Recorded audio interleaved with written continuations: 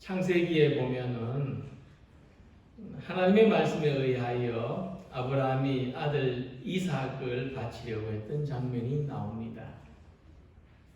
아브라함이 이삭에게 칼을 들 때 하나님께서 이 일을 막으시고 수풀에 걸린 양을 제물로 바치게 하십니다.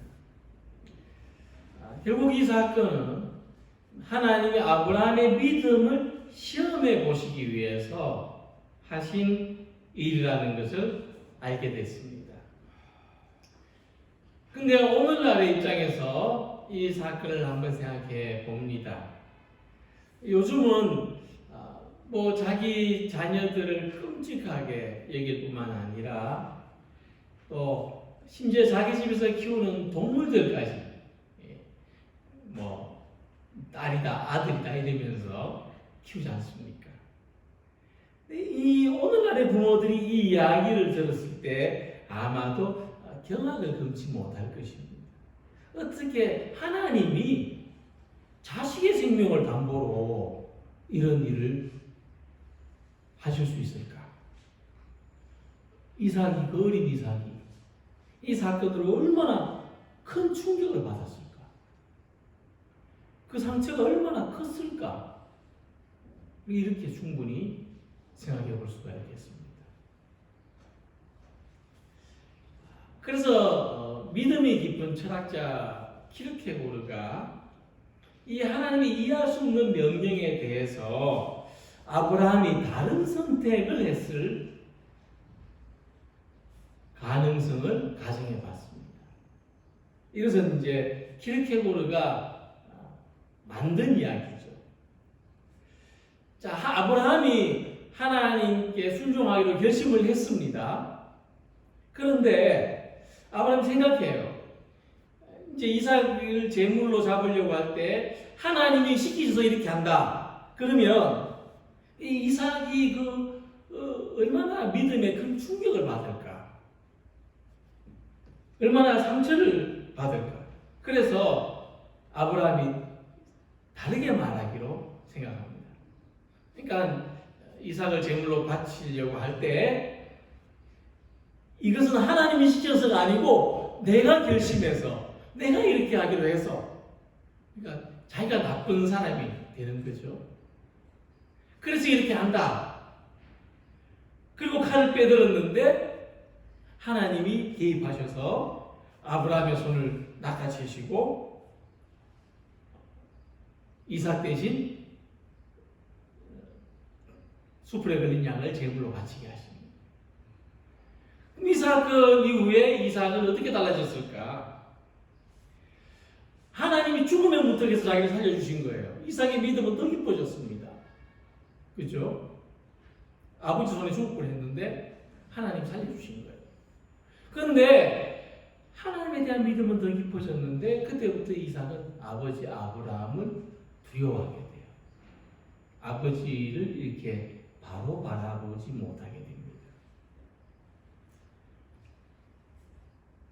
그래서 그 다음부터 이삭은 대단히 소심하고 대단히 유약한 사람으로 자라게 되었다.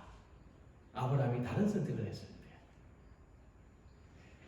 이렇게 이야기를 들려줬습니다. 모리아산에서 일어난 이 사건 이후에 아브라함은 믿음의 조상으로 인정을 받았고 하나님으로부터 하늘과 땅에 많은 복을 받았습니다. 자, 그러면 우리 앞에서 우리가 염려하는 대로 그러면 이삭은 어떻게 됐을까? 이 충격적인 경험을 한 다음에 이삭은 어떤 사람으로 성장했을까? 정말 이삭에게 지울 수 없는 상처가 됐을까? 그래서 그 다음에 이어지는 성경 말씀을 보면은 이삭도 장성한 다음에 시련을 겪는데 아브라함과 아주 비슷한 시련을 겪습니다. 자기 아내를 블레셋의 왕에게 뺏길 뻔한 위기를 이삭도 겪습니다. 또 그 땅의 원주민들이 뜻세를 부려서 힘겹게 우물을 파놓으며 못쓰게 만들고 또 여러 번 빼앗깁니다. 그런데도 이삭은 하는 일마다 잘 되는 거예요. 그런데도 이삭은 굴하지 않고 여전히 믿음을 가지고 꿋꿋이 자기 삶을 살아내는 거예요. 세상적으로는 계속 손해를 보고 다니는 것 같은데 가는 것마다 잘 되고 하는 일마다 잘 되고 하나님 아래에서 축복된 삶을 살아가게 되었다는 겁니다. 그러니까 이삭은 모리아산에서 아마 큰 충격을 받았을 것인데, 그런데 그 충격으로 인해서 오히려 이삭 자신도 아브라함처럼 믿음이 더 든든해졌다는 겁니다. 이건 일반적으로 이해할 수 없는 상황이죠. 그러니까 모리아산에서 있었던 이 충격적인 사건으로 이삭은 뭘 알았지 하면은, 우리 아버지 아브라함에게는 아들보다 나보다 더 소중한 존재가 있구나. 그것을 알았다는 거예요. 우리 아버지한테는 내 생명보다 더 귀한 게 있구나. 하나님은 나보다 더 중요한 분이구나 하는 것을 이삭이 알게 됐다는 거예요. 오히려 그 덕분에 이삭은 철없고 이기적인 아들로 자라나는 것이 아니라 겸손히 하나님을 경외하고 아버지의 그 믿음을 존경하는 사람으로 자라게 됐다는 것입니다. 이렇게 성장한 이삭에게 어느 날 블레셋의 왕 아비멜렉이 이렇게 말합니다. 여호와께서 너와 함께 계심을 우리가 분명히 보았으므로 우리 사이 맹세하여 너와 계약을 맺으리라고 말하였노라. 그러니까 이삭은 그 이방의 왕이 볼 때도 하나님이 함께 하시는 사람이었고 하나님이 함께 하시는 그 삶의 모습이 보였다는 겁니다. 자, 이런 사실에 근거해서 우리는 스스로에게 이런 질문을 해볼 필요가 있습니다. 정말 우리는 하나님을 더 소중히 여기고 살고 있는가? 우리의 자녀와 가족들은 정말 나의 행동을 보고 그들보다 하나님이 더 우선이라고 느끼고 있을까? 아니면 우리 집에서는 내가 하나님보다 더 중요한 존재고 내 뜻대로 다 되는 그런 존재라고 느끼며 살고 있을까 하는 것입니다. 그래서 하나님이 함께 하시는 가족이 되려면 우리 모두가 하나님을 더 소중히 여기는 사람으로 살아가야 합니다. 우리의 삶에서, 우리 가정에서 그 어떤 것보다 하나님이 더 소중하다. 이런 가정이 될 때에 그 가정에 믿음이 열매 맺고 그 가정에 하나님의 은혜와 하나님의 은총이 늘 가득하게 채워질 줄로 믿습니다. 오늘 본문에 그런 내용이 나옵니다. 사도 바울이 로마 감옥에서 생애 마지막 시기를 보낼 때 디모데에게 편지를 썼습니다. 이 편지는 그냥 편지가 아니고 정말 믿음의 아들에게 남기는 유언입니다. 근데 이 편지를 쓸 때 바울이 디모데한테 제일 먼저 무엇을 끼워주느냐 하면 너는 믿음의 사람이다. 너는 믿음을 가진 사람이다. 이 사실을 제일 먼저 일깨워주고 있어요. 너는 하나님을 믿는 사람이다. 이 믿음은 먼저 내 외조모 로이스와 내 어머니 유니게 속에 있더니 내 속에도 있는 줄 확신하노라. 디모데는 온 가족이 하나님을 믿는 사람입니다. 디모데 어머니와 외할머니는 유대인으로서 그들의 조상 대대로 하나님을 믿는 사람이었습니다. 디모데 아버지는 헬라인이었을 것이지만 역시 하나님을 믿는 사람이었을 것입니다. 자기 가정에서 하나님을 가장 중요하게 여기는 사람은 어떤 모습인가? 자기 가정에서 하나님을 가장 중요하게 여기는 사람은 어떤 믿음을 가졌는가? 이 믿음의 유산을 귀하게 생각하면서 우리 모두도 믿음을 심는 가정, 믿음이 열매 맺는 가정의 축복을 사모하는 성도들이 되시기를 소망합니다. 자, 먼저 바울은 자기의 믿음에 대해서 말하고 있습니다. 자기 믿음을 깨끗한 양심을 가진 믿음이라고 표현했습니다. 청결한 양심으로 조상적부터 섬겨오는 하나님께. 이것은 바울 자기의 믿음을 지금 말하고 있는 것입니다. 그러니까 청결한 양심으로 하나님을 섬긴다는 것은 말 그대로 양심이 깨끗하다는 것을 말하는 것입니다. 하나님 믿는 사람들은 양심이 청결해야 됩니다.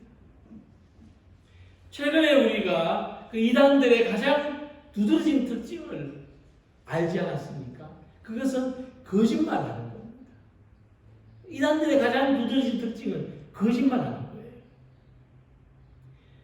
그러니까 이단이라 할지라도 어떻게 보면 신앙을 가진 사람인데 이 신앙을 가진 사람이 거짓말을 할 때 얼마나 악독해지는지 우리 온 국민이 알게 됐어요.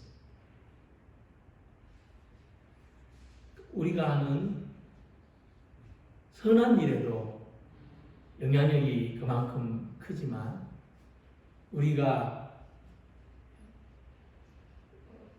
덕이 되지 않은 일을 할 때도 그 영향이 그렇게 크다는 것을 우리는 생각해야 되는 것입니다. 신앙과 양심은 분리할 수 없습니다. 그래서 예수님 믿는 사람은 거짓말한다는 말을 들어서는 안 됩니다. 예수님 믿는 사람은 정직하다, 성실하다는 평을 들어야 됩니다. 이게 우리가 감당해야 될 부담이라면 부담이고 헌신이라면 헌신입니다. 나를 위해서가 아닙니다. 믿음의 덕을 위해서입니다.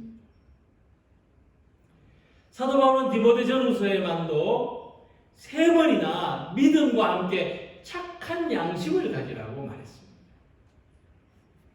어떤 이들이 이 양심을 버렸고 그 믿음에 관하여는 파스나했느니라고 했습니다. 우리가 선한 양심을 버릴 때는 믿음도 파손한다는 겁니다. 믿음도 쪼개지고 믿음도 침몰한다는 겁니다. 그래서 선한 양심을 가진다는 것은 겉과 속이 같다는 것인데 우리 하나님 믿는 성도들은 겉과 속이 같은 선한 양심을 가진 삶을 살아가야 되는 것입니다.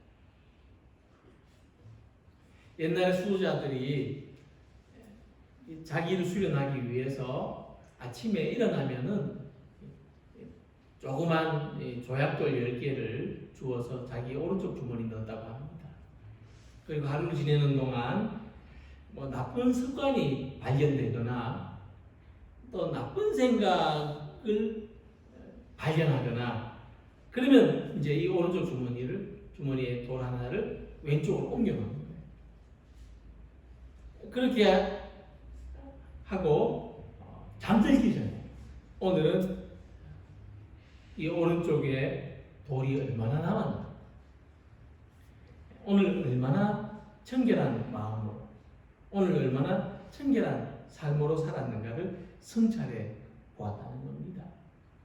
그래서 그들이 하나님을 향한 순전한 마음, 이 믿음의 청결한 양심을 지키고 훈련했다는 겁니다. 구원의 은총 속에는 이 우리의 타락한 마음을 깨끗하게 씻어주시는 주님의 능력이 함께 있습니다. 구원받은 사람은 선한 양심이 하나님을 찾게 되어 있습니다. 그래서 이 착한 양심으로 사는 것은 그리스도인으로 마땅하고 하나님을 기쁘시게 하는 일입니다. 또 하나님을 믿지 못하는 사람들이 우리가 선한 양심을 지키는 것을 보면서 과연 저 사람에게는 뭔가 중요한 게 있구나, 저 사람에게는 하나님이 함께 계시는구나, 그것을 보게 되는 것입니다. 하나님을 믿는 사람들은 이렇게 양심이 깨끗해야 되는데, 근데 이 깨끗한 믿음이라는 말씀 속에는 이보다 더 중요한 뜻이 있습니다. 이 깨끗한 양심이 믿음하고 결부가 되면은 어떤 모습이 되는가 하면 순전한 마음으로 하나님을 섬긴다. 이런 뜻입니다. 깨끗한 양심으로 하나님을 섬긴다는 말씀 그대로죠. 그럼 순전한 마음으로 하나님을 섬긴다는 건 뭐냐면은 자기 이익을 가지고 자기 계산을 가지고 하나님을 섬기는 것이 아니라는 것이죠. 그냥 정말 순전하게 하나님을 섬기기 위하여 하나님을 섬긴다는 뜻이 되는 겁니다. 우리가 하나님을 섬기는 것은 계산으로 따질 수 없는 일입니다. 하나님을 섬기는 일에 자기 이익, 자기 손해를 따지는 사람이 가장 어리석은 사람이에요. 가장 잘못하는 겁니다. 주님의 일을 하는데 다른 사람하고 비교해서 누가 더 많이 하고 누가 더 적게 하고 계산하는 것은 어리석은 겁니다. 그건 세상 일을 할 때는 그럴 수도 있습니다. 나는 10개를 하는데 저 사람 5개밖에 하지 않는다면 뭔가 내가 손해보는 것 같지 않습니까? 나는 10시간 일하는데 저 사람 5시간 일하고 퇴근한다면 그리고 같은 월급 받는다면 뭔가 좀 손해보는 것 같죠. 하나님 일은 그렇게 따질 수 있는 게 아닙니다. 하나님의 일은 내가 하는 게 중요하고 내가 기쁜 마음으로 내가 감사한 마음으로 내가 정말 하나님을 섬기는 내 중심으로 그렇게 신앙생활을 하는 것이 하나님 보시기에 귀하고 아름다운 일입니다.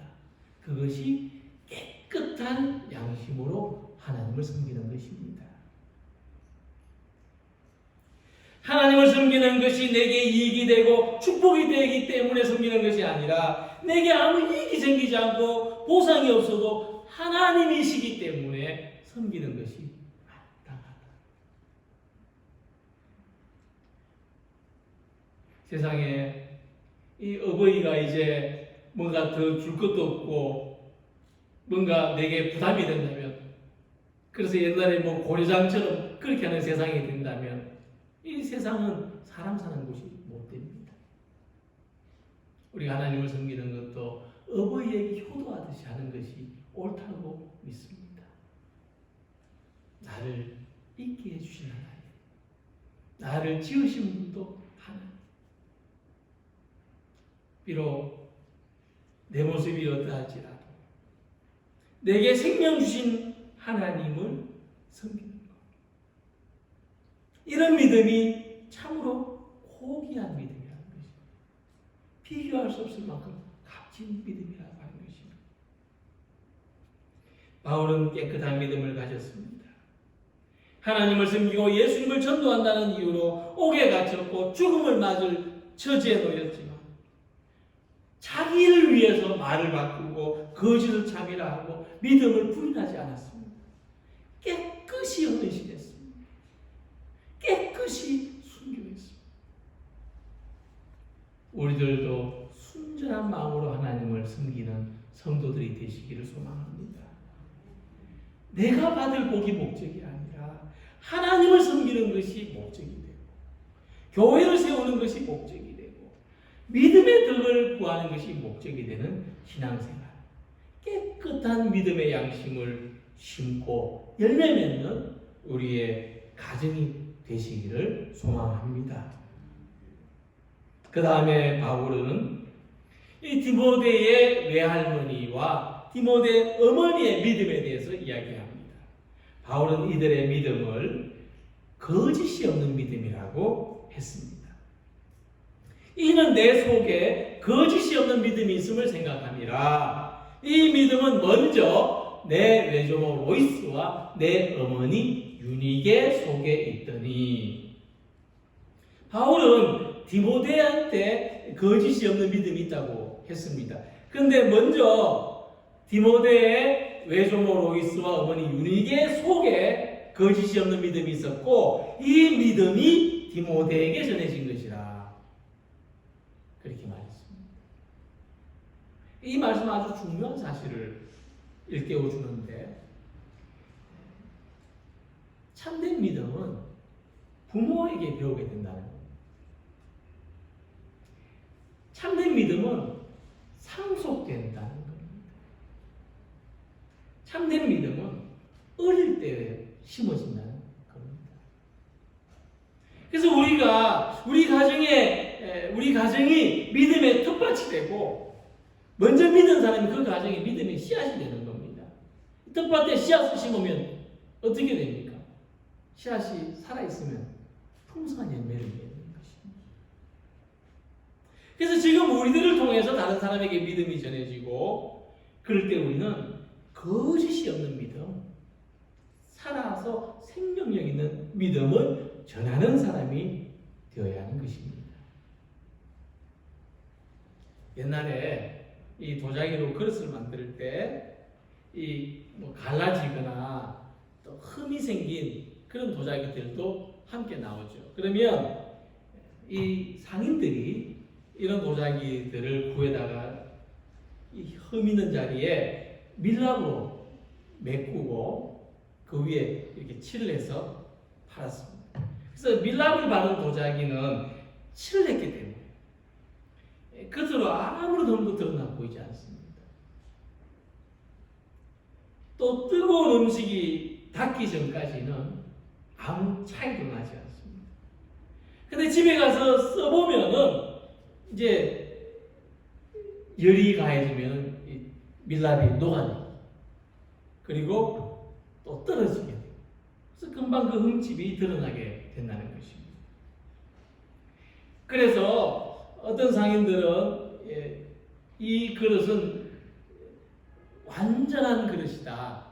우리로 말하면 품질 보증 마크를 하는 것처럼 거짓이 없다. 이런 상표처럼 써서 팔기도 했다는 겁니다. 그런 그릇은 정말 믿을 수 있는 그릇이다 하는 겁니다. 이처럼 믿음도 평소에는 좋아 보이지만은 어려움이 다가오거나 문제가 생기면 포장했던 모습이 벗어지고 감추어졌던 부족함이 드러나게 되는 것입니다. 사실 모든 사람들이 다 그런 면들을 가지고 있죠. 그래서 거짓 없는 믿음은 포장하지 않은 믿음이다. 가장하지 않은 믿음이다. 또 성실한 믿음이다 하는 뜻이 있습니다. 그냥 자기는 믿는 대로 믿는 거예요. 보이기 위해 사는 것도 아니고 자기 믿음으로 사는 거예요. 그런데 사람들이 볼 때 저 사람 믿음은 참 거짓이 없다. 그렇게 인정을 받는 믿음인 것이죠. 그래서 우리가 믿음이 좋은 것처럼 가장하지 않으려면 성실한 믿음을 가져야 됩니다. 믿음 생활 성실히 하는 것이 좋은 믿음을 가지는 비결입니다. 말씀드린 것처럼 디모데 아버지, 그는 아마 헬라인이었을 것으로 짐작이 되고, 이 아버지 믿음이 어떤지는 소개되지 않습니다. 그러나 디모데 어머니가 믿음이 좋았습니다. 디모데의 외조모가 믿음이 좋았습니다. 그러니까 남편과 아내가 다 믿음이 좋으면 좋겠지만은, 이보다 더 좋은 일 없겠지만, 혹시 어느 한쪽이 성실한 믿음을 하지 않는다 할지라도 다른 사람이 성실한 믿음을 가지고 산다면 반드시 디모데처럼 믿음이 좋은 사람들이 나타나게 될 것입니다. 가족 중에서 혼자 신앙생활하는 사람들, 그런 분들도 낙심하지 마시기 바랍니다. 형제들 중에, 자녀들 중에, 시댁이나 친정 가족들 중에 예수님 믿는 사람 없고 나 혼자 믿음 생활한다 할지라도 내가 성실히 믿음 생활하면 그 믿음이 씨앗이 되어서 우리 집의 텃밭에 심어지고 또 우리의 가정에도 내 믿음을 통해서 좋은 영향을 받은 사람들이 나타나고 이 믿음의 자손들이 나타나게 될 것을 소망하시기 바랍니다. 정말 그렇습니다. 우리 믿음에 생명력이 있기 때문에 나 한 사람 그냥 믿고 살아도 내 주변에 우리 가족 가운데 믿는 사람들이 나타나게 되어 있는 겁니다. 특히 디모데에게는 바울 같은 믿음의 아버지가 있었습니다. 이들은 혈연의 관계가 아니지만 어떤 스승과 제자의 관계, 먼저 믿고 나중 믿은 사람의 관계, 어떤 같이 신앙생활하는 성도의 관계로서 바울은 디모데의 영적인 지원자가 되어주었습니다. 우리들에게도 이 바울과 같은 사람들이 있습니다. 우리를 위해서 함께 기도해주는 믿음의 형제 자매들이 있습니다. 우리가 이렇게 믿음의 친구들, 믿음의 부모들과 같은 이들을 배우고 잘 따른다면 우리들에게도 거짓이 없는 믿음, 성실한 믿음이 쌓여갈 것입니다. 저에게도 믿음 성장의 많은 요인들 가운데 내 주변에 있는 사람들, 친구들 가운데, 선배들 가운데, 먼저 믿은 교회 형제 자매들 가운데 그분들의 믿음을 본받은 것이 참으로 소중했습니다. 그래서 여러 사람들에게서 믿음의 좋은 본을 받으려 하십니다. 내가 저 사람에게 좀 본받아야 될 모습이 없을까를 찾으시기 바랍니다. 하나님은 우리가 세상과는 구별된 하나님의 백성이 되기를 원하십니다. 세상은 경쟁이 지배하지만 우리는 경쟁보다는 협동하고 혼자 다 가지기보다는 나누고 지배하려고 하기보다는 섬기고 무시하기보다는 존중하고 살아가는 이 믿음의 본을 보이기를 원합니다. 우리 안에 거짓이 없는 믿음, 성실한 믿음이 우리의 자녀들에게, 우리의 가족들에게, 함께 주님을 믿는 형제 자매들에게로 전해지는 이 복된 삶이 있으시기를 소망합니다. 그리고 바울은 이 믿음이 내 속에도 있다, 그렇게 말했습니다. 이제 디모데의 믿음으로 들어가는 겁니다. 내 속에도 있는 줄을 확신하노라. 이 속에 있는 믿음이 어떤 믿음일까요?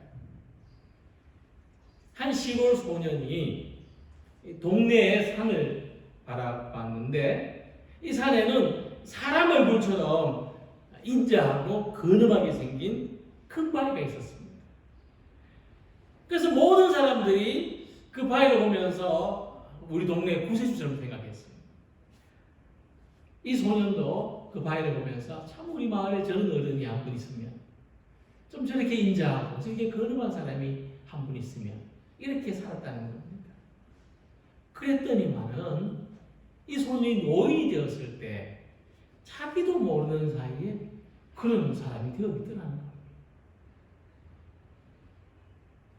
이처럼 우리가 좋은 모범을 바라보고 동경하면은 나도 그렇게 닮아갑니다.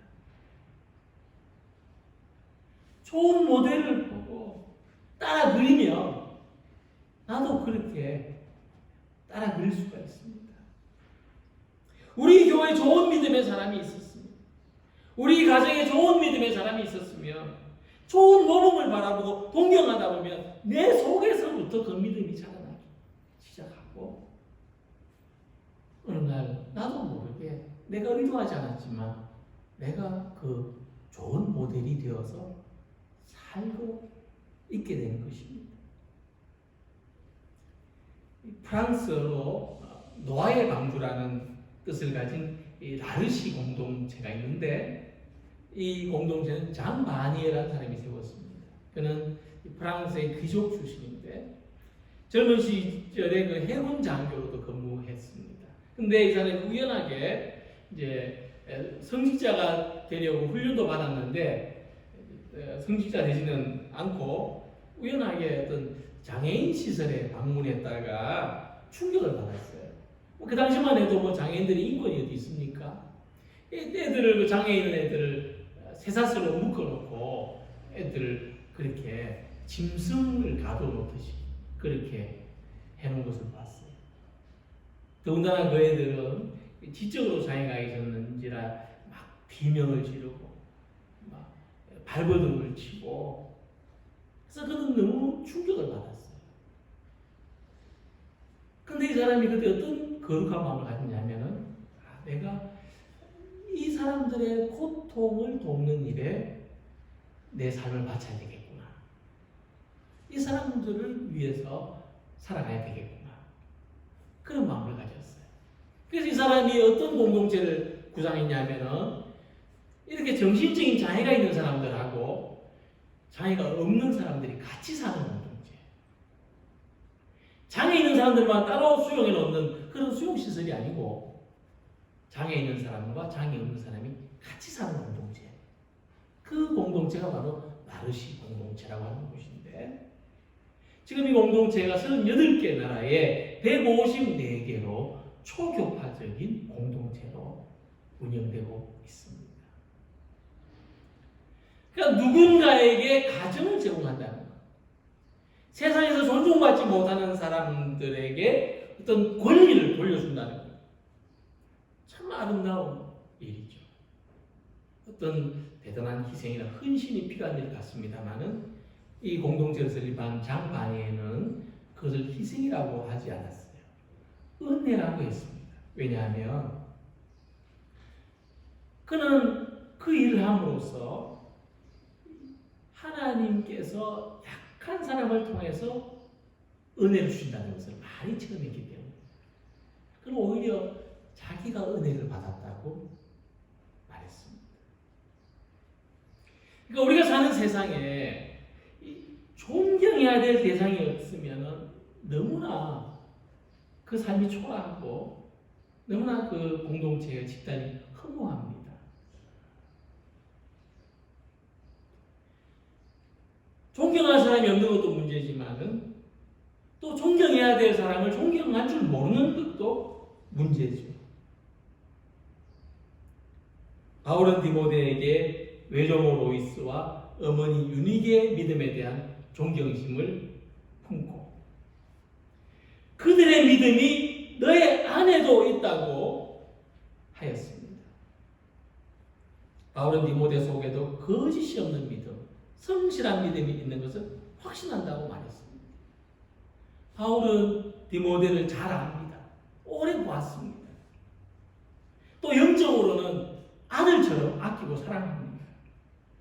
이렇게 가까운 사람 속에 귀한 것이라는 것을 발견하고, 우리의 믿음은 속에 있다는 것을 가르쳐주고 있는 것입니다. 사람한테는 숨길 수 없는 것이 있는데, 재치게 하는 건 숨길 수 없고, 사랑하는 사람을 바라보는 건 눈빛처럼 숨길 수 없고, 없는 것은 숨길 수 없답니다. 있는 것은 숨길 수 있는데 없는 건 못 숨긴대. 어떤 상황을 만났을 때, 어떤 말을 할 때에도 믿음은 못 숨깁니다. 믿음이 없는 것도 못 숨기고, 믿음이 있는 것도 숨기기 어렵습니다. 믿음은 보이지 않지만 우리 속에 있는 거예요. 어떤 모양으로든지 우리 속에 이 믿음이 있습니다. 바울처럼 오직 하나님만을 섬기는 청결한 믿음이 있기를 소망합니다. 로이스와 유니게처럼 거짓 없고 성실한 믿음이 있기를 소망합니다. 디모데처럼 모범적인 사람들로부터 배우고 물려받아서 속에서부터 우러나는 믿음이 있기를 바랍니다. 오늘 특별히 우리 어버이들이 믿으신 가정, 우리 가족들, 이 어버이들의 믿음을 한 번 더 되새겨 보시고 그 믿음이 내 속에 있기를 소망하시기 바랍니다. 또 저와 같이 우리의 세대가 먼저 믿은 그 성도님들께서는 내 속에 있는 그 믿음이 우리의 가정에도 심어지기를, 또 우리 주변 사람들, 우리 가족들에게도 전해지기를 소망하는 그런 복된 날이 되시기를 바랍니다. 우리 하늘 아버지로부터 받은 이 믿음이, 이 믿음이 우리의 주변에도 심어지고 이 믿음이 우리의 주변에도 열매내는 우리의 가정과 교회가 되기를 주님의 이름으로 기원합니다. 기도드리겠습니다.